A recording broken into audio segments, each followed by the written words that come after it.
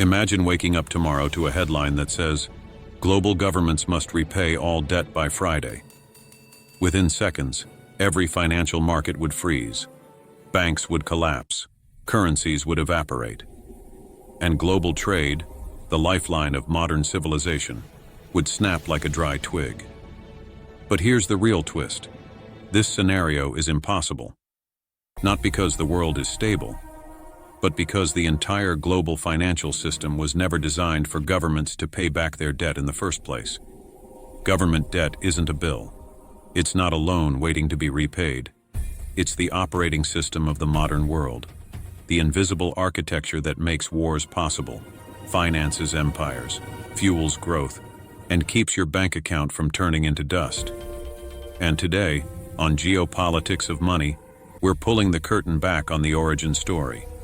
How debt became the foundation of modern civilization.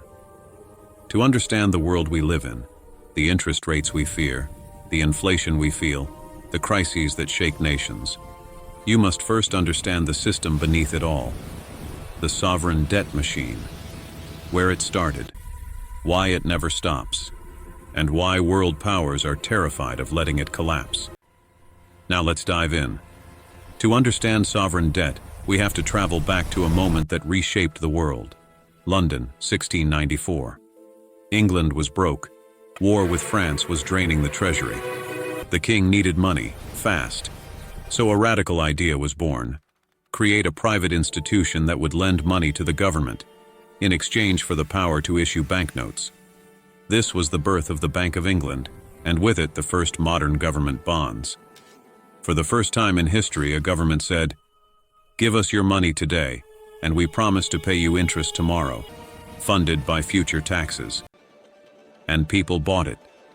Merchants, bankers, aristocrats, they lined up to purchase the state's new IOUs. This single innovation turned war into a financial asset, and it planted the seed for the modern world. Governments borrow to pay for wars. Citizens buy the debt. Future citizens are taxed to pay interest. The cycle repeats, endlessly. This was the beginning of sovereign debt as a permanent institution, not a temporary emergency. Once the idea worked in Britain, others followed.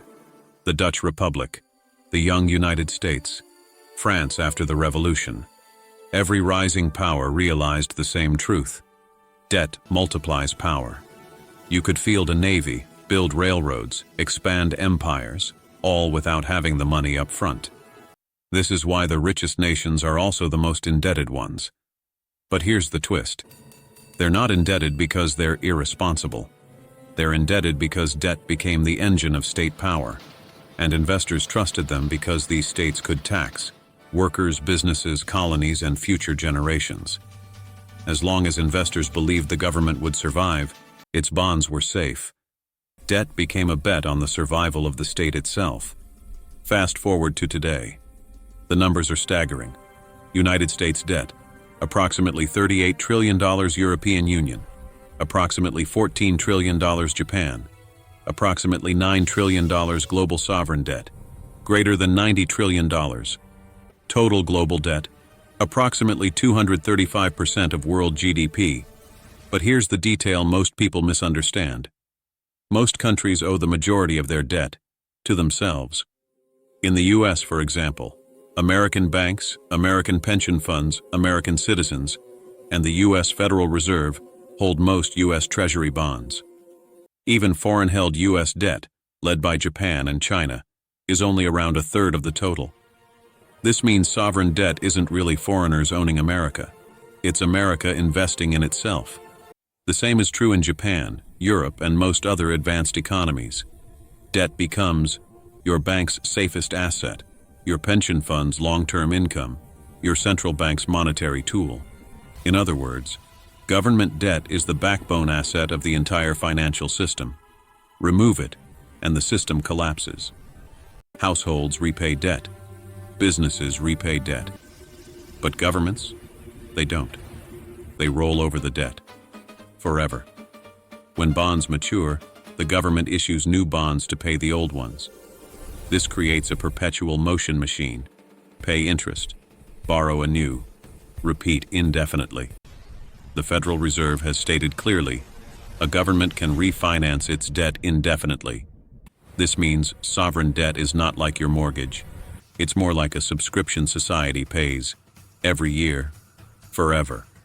The system only works because investors believe the state won't collapse. Debt isn't about repayment, it's about confidence. But what if confidence cracks? We've seen it. Greece, 2010, Argentina, multiple times Sri Lanka, 2022. Investors panic. Bond yields explode. Currencies crash. Governments fall. But even after defaults, something strange happens. The same system restarts. New loans come in. Old loans are written off. Markets rebuild confidence, eventually. It proves one thing. Debt is the global economy's circulatory system. You can't shut it off. You can only restart the heart. There is a political side to all this. When governments pay interest, who receives that money? Banks, pension funds, insurance companies, wealthy investors, foreign institutions. So in reality, public debt becomes a transfer from taxpayers to those who hold capital. This is why sovereign debt is closely tied to inequality. It stabilizes economies, but it also concentrates wealth. This duality is the paradox of the modern financial world. Debt is both the system's stabilizer and its unequalizer. So next time someone asks, why don't countries just pay off their debt? The real answer is simple. Because the entire global economy is built on the promise that they won't. Debt is not a mistake. It's not a flaw. It's the architecture of modern civilization and the story of how money, power, and trust keep the world running.